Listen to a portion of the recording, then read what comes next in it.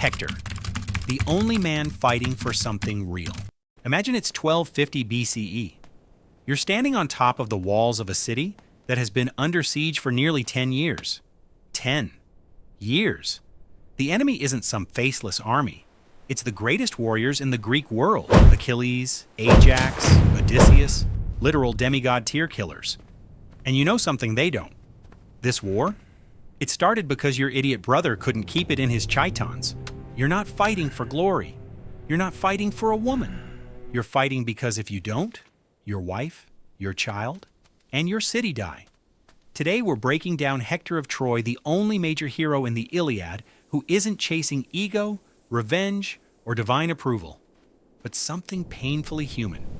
Let's talk about the one man in the Trojan War who was actually fighting for something real. Before we romanticize anything, let's get grounded. Our primary source for Hector is the Iliad, attributed to Homer, likely composed around the 8th century BCE. It tells the story of the Trojan War, traditionally dated to around 1194 to 1184 BCE. But here's the thing. Most of the Greek heroes, they're fighting for ego. Achilles is fighting for glory and reputation. Agamemnon is fighting for power and pride. Menelaus is fighting to reclaim his wife, Helen. The gods are fighting because they're bored and petty. Hector? He's fighting because Troy is his home. You're not watching a superhero movie. You're watching a man holding the line while everyone else cosplays as legends. In Book 6 of the Iliad, Hector goes back into Troy. He doesn't boast. He doesn't celebrate. He looks for his wife, Andromache. And what does she say? She begs him not to go back out. She literally tells him he's her entire world, her father, mother, brother, because Achilles has already killed her family. And Hector replies, I would feel deep shame before the Trojans, if like a coward I were to shrink aside from battle. That line isn't arrogance, it's burden. He knows he'll probably die. He goes anyway, not for fame, for responsibility. Let's zoom in on that famous scene. Hector reaches out to hold his baby son, Astyanax. The child recoils because Hector's bronze helmet, topped with a horsehair plume, looks terrifying. Picture that. The greatest warrior in Troy, and his own son is afraid of him. Hector laughs, takes off the helmet, lifts his child, prays to Zeus that the boy will grow stronger than him. This isn't propaganda.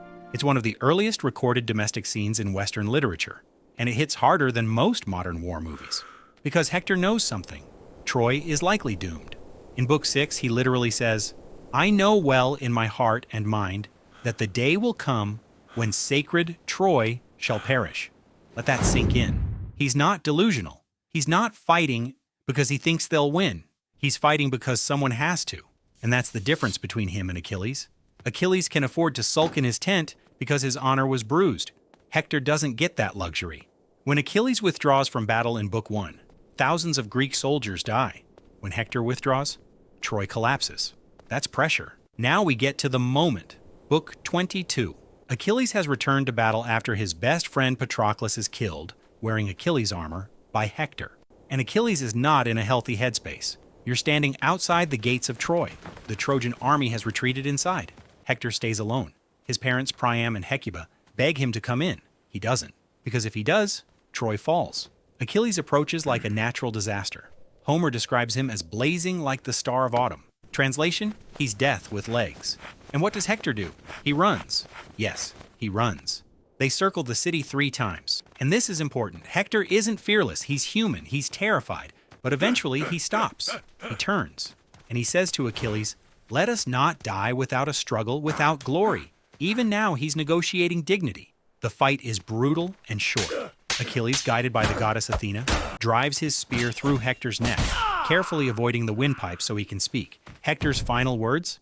He predicts Achilles' death, and he asks for his body to be returned to his family. Achilles refuses, and then he does something that shocked even ancient audiences. He ties Hector's corpse to his chariot and drags it around the walls of Troy for 12 days. That's not heroism. That's rage-consuming humanity. And here's the twist. The gods themselves intervene to preserve Hector's body. Even in death, he retains dignity. Let's talk about perspective. In Greek literature, written by Greeks, Hector is portrayed with remarkable sympathy. That's rare.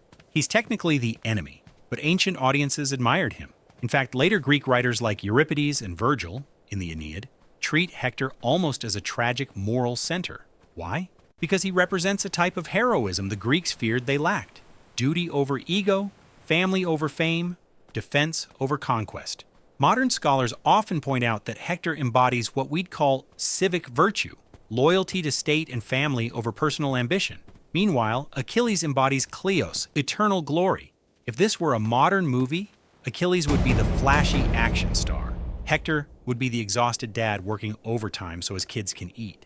And which one feels more real? Exactly. Here's the brutal part. Hector's death isn't just a dramatic moment, it seals Troy's fate. Within a year, according to mythic chronology, the Greeks used the Trojan horse strategy, attributed to Odysseus, to infiltrate the city. Troy falls, Astyanax, thrown from the walls, Andromache, taken as a war prize, Priam, slaughtered. This is what Hector was trying to prevent, and he knew he probably couldn't. So here's the uncomfortable truth. Hector is the only major hero in the Trojan War, fighting to protect something real. But real things don't always win. Sometimes ego wins, sometimes trickery wins, sometimes the loudest, angriest warrior wins. But history, and literature, remembers Hector differently. Even Achilles eventually breaks down. In Book 24, King Priam sneaks into the Greek camp and begs Achilles for Hector's body. And Achilles weeps, because suddenly he sees his own father in Priam. He sees his own mortality. Hector's humanity infects even his killer. That's power. If you're enjoying these deep dives into myth versus reality, especially the psychological breakdowns, hit that subscribe button and drop a comment. Is Hector the true hero of the Trojan War? Or is that just modern projection? I want to hear your take. Quick reality check. Was there a historical Hector? Archaeological excavations at Hisarlik in modern-day Turkey, identified as ancient Troy, suggest a major city was destroyed around 1200 BCE, consistent with late Bronze Age collapse. Scholars like Manfred Korfmann argue that Troy was a significant regional power, not just a poetic fantasy. But Hector himself? Almost certainly mythologized.